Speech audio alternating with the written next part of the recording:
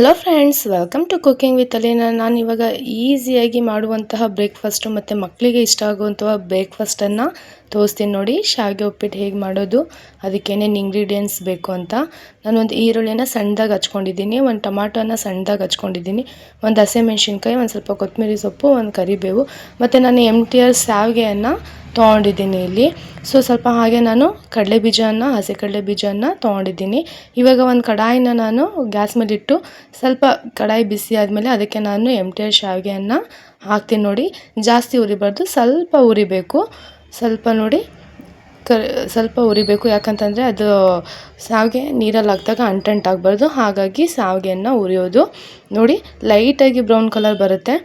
ಅದು ಬಂದಾದಮೇಲೆ ಗ್ಯಾಸನ್ನು ಆಫ್ ಮಾಡಿ ನೋಡಿ. ಶಾವಿಗೆಯನ್ನು ನಾನು ಒಂದು ತಟ್ಟೆಗೆ ಹಾಕ್ಕೊಂಡಿದ್ದೀನಿ, ಜಾಸ್ತಿ ಹುರಿದಿಲ್ಲ ನೋಡಿ. ಇವಾಗ ನಾನು ಅದಕ್ಕೆ ಎಣ್ಣೆಯನ್ನು ಹಾಕ್ತೀನಿ, 4ರಿಂದ 5 ಟೇಬಲ್ ಸ್ಪೂನ್ ಎಣ್ಣೆ ಹಾಕಿ. ಎಣ್ಣೆ ಕಾದಾಗ ನೋಡಿ, ನಾನು ಇವಾಗ ಇದಕ್ಕೆ ಸಾಸಿವೆ ಎಣ್ಣೆನ ಯೂಸ್ ಮಾಡಿದ್ದೀನಿ. ಬೇಕಾದರೆ ನೀವು ನಾರ್ಮಲ್ ಎಣ್ಣೆನ, ರಿಫೈನ್ಡ್ ಆಯಿಲ್ನ ಯೂಸ್ ಮಾಡ್ಬೋದು. ಎಣ್ಣೆ ಕಾದಾಗ ನಾನು ಅದಕ್ಕೆ ಸ್ವಲ್ಪ ಜೀರಿಗೆ ಮತ್ತು ಸಾಸಿವೆಯನ್ನು ಹಾಕ್ತೀನಿ. ಸಾಸಿವೆ ಚಟ್ಪಟ ಅಂದಾಗ ನಾನು ಅದಕ್ಕೆ ಹಸಿ ಕಡಲೆ ಬೀಜನ ಹಾಕ್ಬಿಟ್ಟು ಹಸಿ ಕಡಲೆ ಬೀಜನ ಚೆನ್ನಾಗಿ ಫ್ರೈ ಮಾಡ್ತೀನಿ ನಾನು ನೋಡಿ. ಫ್ರೈ ಮಾಡ್ತೀನಿ.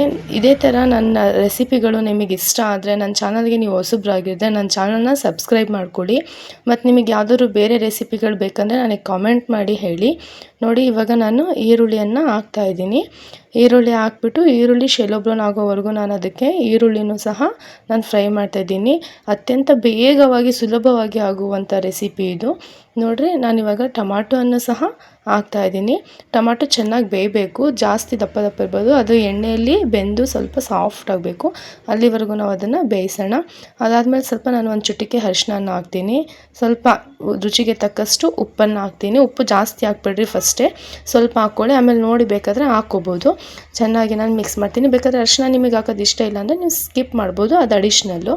ಅದಕ್ಕೆ ನಾನು 2 ಗ್ಲಾಸ್ ನೀರನ್ನು ಹಾಕ್ತೀನಿ ನೋಡಿ. ಅದು 2 ಗ್ಲಾಸ್ ನೀರು ಹಾಕಿದ್ರೆ ಅದು ತರಿಯಾಗಿ ಶಾವಿಗೆ ಉಪ್ಪಿಟ್ಟಾಗುತ್ತೆ. ನೀರನ್ನು ಹಾಕಾದ್ಮೇಲೆ ಚೆನ್ನಾಗಿ ಕುದಿಯೋಕ್ಕೆ ಬಿಡೋಣ. ಚೆನ್ನಾಗಿ ಕುದಿಬೇಕು, ಅದು ಮಸಾಲೆ ಸ್ಮೆಲ್ಲೆಲ್ಲ ಹೋಗಬೇಕು. ಅದ್ರ ಮೇಲೆ ಏನು ಪ್ಲೇಟನ್ನು ಮುಚ್ಚಬೇಡಿ ನೋಡಿರಿ. ನಮ್ಮ ಮಸಾಲೆ ಇವಾಗ ಹೇಗೆ ಚೆನ್ನಾಗಿ ಕುದೀತಾ ಇದೆ, ನೀರು ಚೆನ್ನಾಗಿ ಕುದೀತಾ ಇದೆ. ಅದಕ್ಕೆ ನಾವು ನಿಧಾನವಾಗಿ ಶಾವಿಗೆಯನ್ನು ಹಾಕೋಣ ನೋಡಿ. ನಿಧಾನವಾಗಿ ಹಾಕಿಬಿಟ್ಟು ಚೆನ್ನಾಗಿ ಸ್ಟಿರ್ ಮಾಡೋಣ. ಚೆನ್ನಾಗಿ ಸ್ಟಿರ್ ಮಾಡಿ ಚೆನ್ನಾಗಿ ಅದು ನಾವು ಇವಾಗ ಬೇಯಕ್ಕೆ ಬಿಡೋಣ.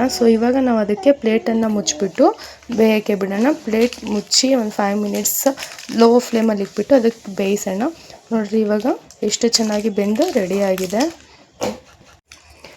ಮಕ್ಕಳಿಗೆ ಸ್ಕೂಲಿಗೆ ಮಾರ್ನಿಂಗ್ ಬ್ರೇಕ್ಫಾಸ್ಟಲ್ಲಿ ಮತ್ತು ಆಫೀಸ್ಗೆ ಹೋಗೋರು ಮಾರ್ನಿಂಗ್ ಬ್ರೇಕ್ಫಾಸ್ಟಿಗೆ ಬೇಗ ಮಾಡ್ಕೊಂಡಿದ್ದರ ತಿನ್ಕೊಂಡು ಹೋಗ್ಬೋದು. ಈಸಿಯಾಗಿ ರೆಸಿಪಿ ಮತ್ತು ತುಂಬ ಟೇಸ್ಟಿಯಾಗೂ ಇರುತ್ತೆ ನೋಡಿ. ನಿಮಗೆ ಈ ರೆಸಿಪಿ ಇಷ್ಟ ಆದರೆ ನಾನು ವಿಡಿಯೋಗೆ ಲೈಕ್ ಮಾಡಿ ಮತ್ತು ಸಬ್ಸ್ಕ್ರೈಬ್ ಮಾಡೋದನ್ನ ಮರಿಬೇಡಿ. ಮತ್ತೆ ಸಿಗೋಣ ಒಂದು ಹೊಸ ವಿಡಿಯೋ ಜೊತೆಗೆ. ಅಲ್ಲಿವರೆಗೂ ಬಾಯ್.